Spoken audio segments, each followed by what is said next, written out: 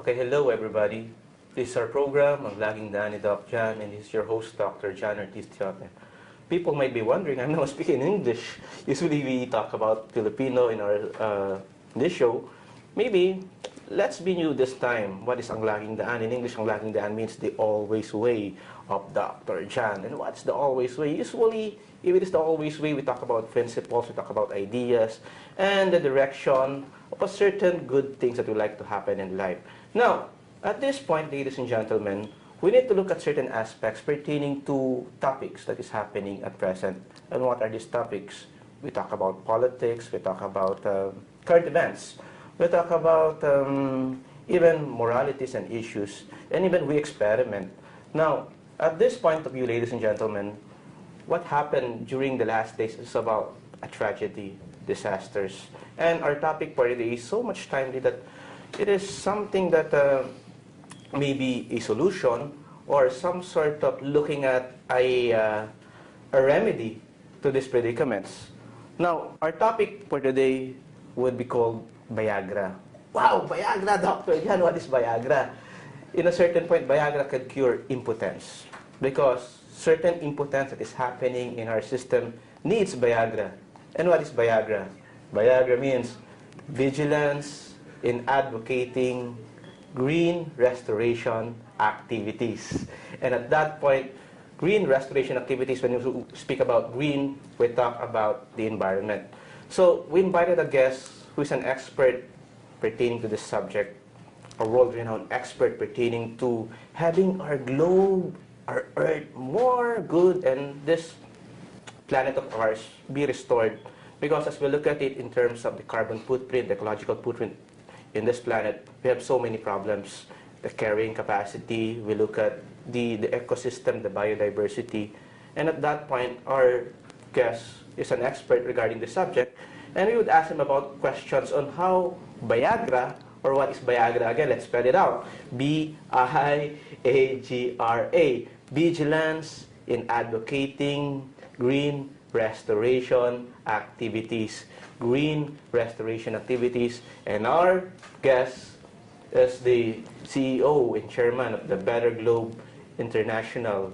This is a world organization that is advocating green restoration or preserving the planet Earth.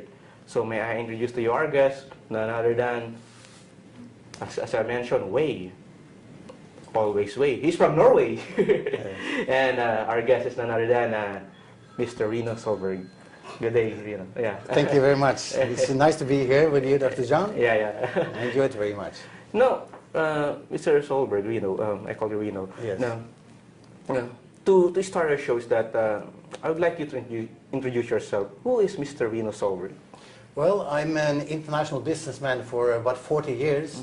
And some years ago, I passed 60 years old, and I decided to do something else than building businesses.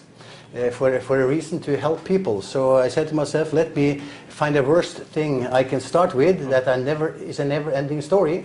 That is to eradicate poverty by doing environmental good and fight global warming in the same process. So that was my starting point on what I'm doing today. And that was some years ago. We started the Better Globe group. And we discussed, my wife and me, what we would like to do. So you're married?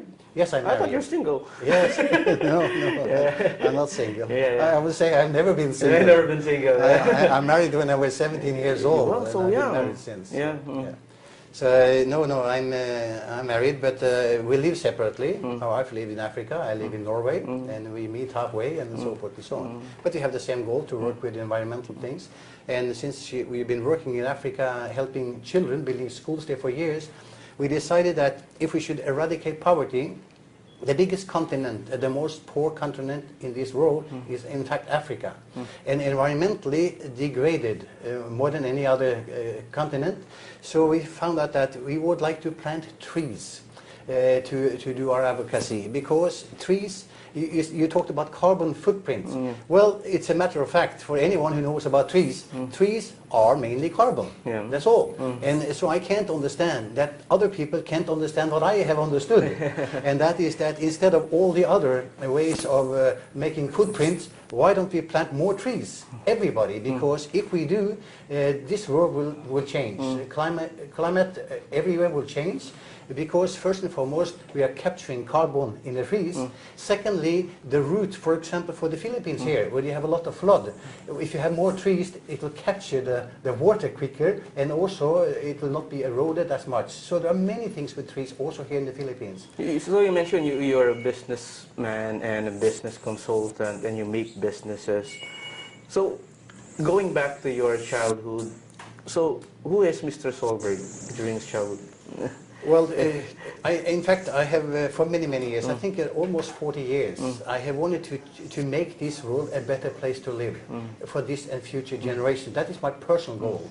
And I started when I was a child. I was not really good in school because I like to go out and do business instead. You liked trees when you were a child? Yes, yeah. I started to sell flowers and different things very early in life. So as soon as I was finished school, I went to start working.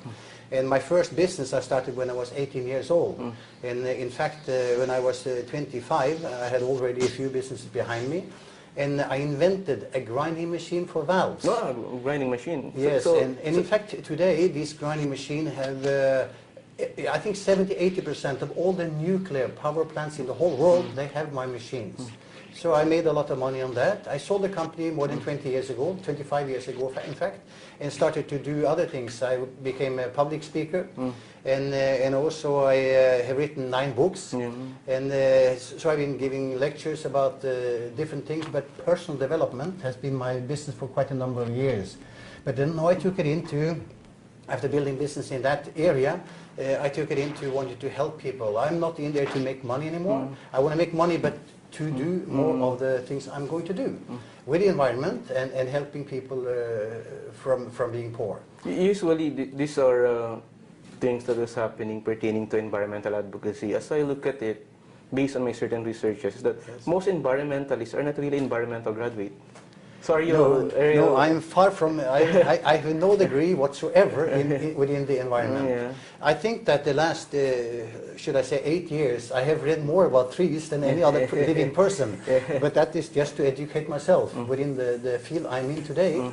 But I'm far from educated in that field. I'm self-educated in any field. Yeah. So, and I think that is, if you ask me what kind of education I have, I think that if I can say that I have a life education, which is quite extensive, because I've been into several different kind of businesses through the years. And I have read, books. I read about 3–4 books every month, new books, and I'm still very, very hungry on reading things. So I think that the readers of today will be the leaders of tomorrow. So that's my way of saying it.